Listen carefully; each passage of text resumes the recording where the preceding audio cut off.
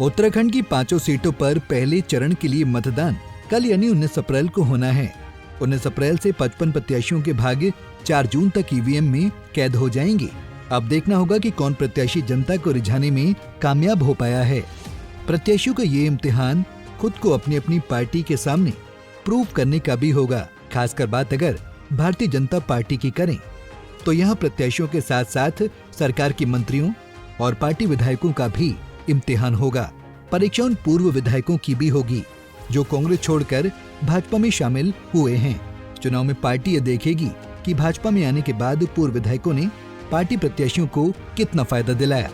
वर्तमान में पार्टी के 47 विधायक हैं, इनमें 7 धामी सरकार में मंत्री हैं।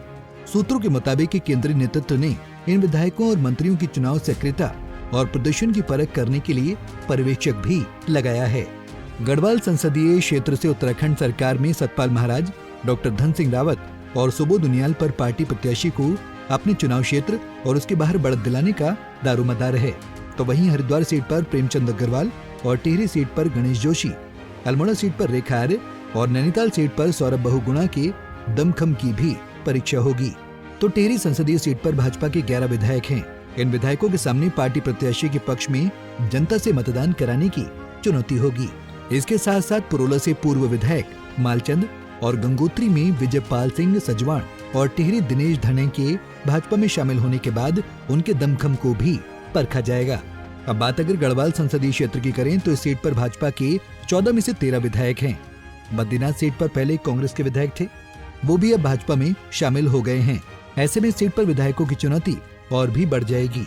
इसके साथ साथ जो भी नेता दूसरी पार्टियों से बीजेपी में शामिल हुए उनकी भी अग्नि परीक्षा होगी। वहीं अब बात हरिद्वार संसदीय क्षेत्र की करें तो इस क्षेत्र में पार्टी के 6 विधायक हैं।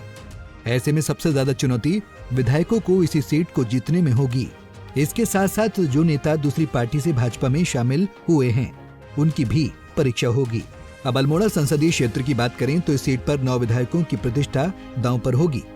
इसके साथ साथ जो नेता दूसरी पार्टियों से भाजपा में शामिल हुए हैं उन पर भी पार्टी प्रत्याशी के पक्ष में मतदान कराने का दबाव होगा।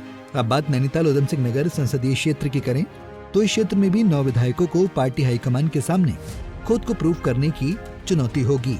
साथ साथ जो नेता भाजपा में शामिल हुए उनको भी खुद को प्रूव करना होगा।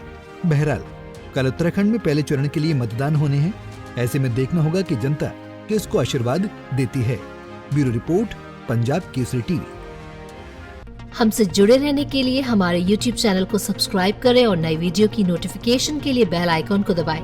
अगर आप ये वीडियो Facebook पर देख रहे हैं तो लाइक जरूर करें और ज्यादा से ज्यादा शेयर करें। धन्यवाद।